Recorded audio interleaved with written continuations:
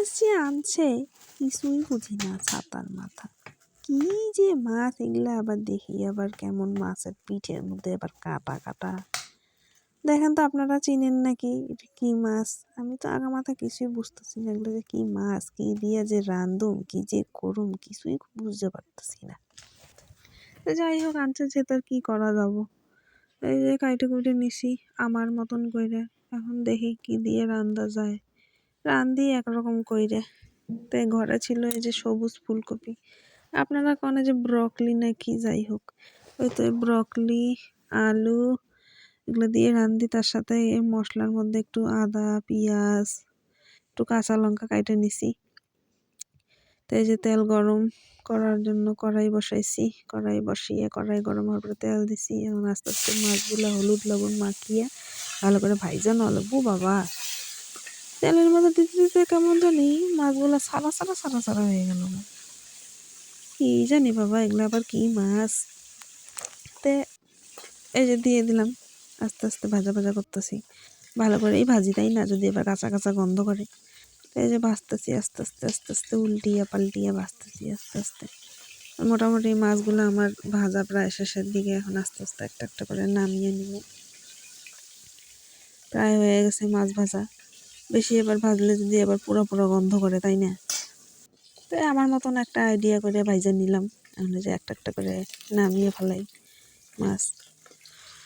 মাছ ভাজা করে নিয়ে নামিয়ে ফালিয়ে নিয়ে এখন আস্তে আস্তে তেলের মধ্যে সম্বাদ দেওয়া লাগবো। তাই আমরা অবশ্য বেশিরভাগ দিন মাছের মধ্যে ওই জিরা আর ওই তেজপাতাই সম্বাদ দিই। জিরা তেজপাতা সম্বাদ দিয়ে দিলাম। সম্বাদ দিয়ে নিয়ে এখন আলুগুলো আস্তে আস্তে ছেড়ে দেব। এই যে আলুগুলো আস্তে আস্তে ছেড়ে দিলাম তেলের মধ্যে। আলুগুলা ভাজা ভাজা ভাজা ভাজা হইলে পরে তার মধ্যে একটু লবণ আর একটু হলুদ দেওয়া লাগবো। নাহলে তো আবার আলুগুলো আবার খাইতে স্বাদ হবো না। একটু রঙও তো করা লাগবো না নাকি? রং ঢং না হলে আবার সাদা সাদা ফ্যাটফাটা লাগবো দেখতে, ওইটা আবার কেমন ধরনের হবো নি। একটু লবণ একটু হলুদ দিলাম, দিয়ে নিয়ে এই যে আস্তে আস্তে আস্তে আস্তে আলুগুলো ভাজা ভাজা ভাজা ভাজা করি। আলুগুলা ভাজা ভাজা করলেই সে না আলুগুলো স্বাদ লাগবো তরকারির মধ্যে। আলুগুলা হালকা হালকা হালকা হালকা ভাজা ভাজা করা হয়ে গেল। এখন আমি ওই যে ওই সবুজ ফুলকপিগুলো যে কাইটা রাখছিলাম, সেই সবুজ ফুলকপিগুলো এগুলোর মধ্যে দিয়ে দিব ছাইড়ে।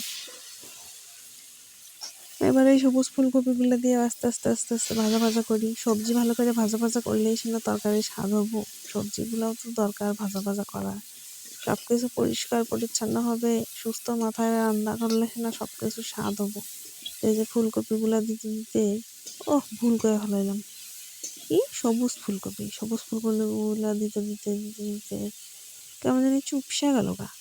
সম্পূর্ণ তেল তো খায় নিলই। তাই আমি এবার একটু লবণ দিলাম, মনে হলো যেন একটু লবণ লাগবো এরকম। তাই যাই হোক, চুইসে নিচে তেল, কিছু করার নাই। তো এবার ভাজা লাগবো। তো ভালো করে যে ভাজলাম, ভাজতেছি।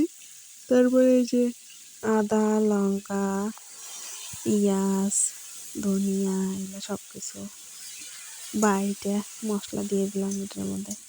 দিয়ে নিয়ে ভালো করে কষানো লাগবো মশলার সাথে সবজিগুলা, তাহলে সে না স্বাদ হবো। এই যে দেখেন কষাইতে কষাইতে কি সুন্দর লাগা লাগা ভাব হয়েছে না, কড়ার মধ্যে লেগে লেগে দিচ্ছে। এবার বুঝে নেবেন যে আপনার মশলা মোটামুটি হয়ে গেছে। তেল ছেড়ে দিছে মশলার থেকে। মশলাগুলো ভাজাও কি সুন্দর হয়েছে, দেখেন কি রং ছিল আর কি সুন্দর রং হয়ে গেছে, রঙও পাল্টে গেছে। এই যে কড়াইয়ের মধ্যে লাগা লাগা ভাব হয়েছে। এখন এরকম লাগা লাগা ভাব হলেই বুঝবেন মোটামুটি মশলা ভাজা হয়ে গেছে। এখন আমার মশলা ভাজা মোটামুটি হয়ে গেছে। এর মধ্যে আমি এখন জল দিয়ে ঝোল দিয়ে দিব।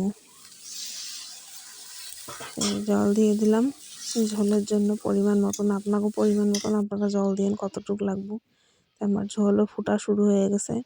এই যে আস্তে আস্তে আস্তে আস্তে টকবক করে ঝোল ফুটা শুরু হয়ে গেছে। তারপরে আমি এই যে মাছগুলাও দিয়ে দিলাম, ভালো করে ফুটুক, তাই না? তাহলে সেখানে একটু মাছ মাছ মাছ মাছ গন্ধ হবো। তাই আস্তে আস্তে ফুটুক সুন্দরভাবে, আস্তে আস্তে ফুটান লাগবো। বেশি জোরে জোরে জল দিলে কিন্তু আবার শুকিয়ে যাবো ঝোল, তখন আবার ভালো হবো না। এই যেখানে আমি ভাজা জিরা বাটা দিয়ে দিলাম। তরকারি আমার মোটামুটি প্রায় হওয়ার দিকে, এখন নামিয়ে ফেলামু। দেখেন তো কি সুন্দর হয়েছে তরকারি, খাইতেও খারাপ হয়নি, মোটামুটি ভালোই হয়েছে। আপনারাও রাঁধতে দেখে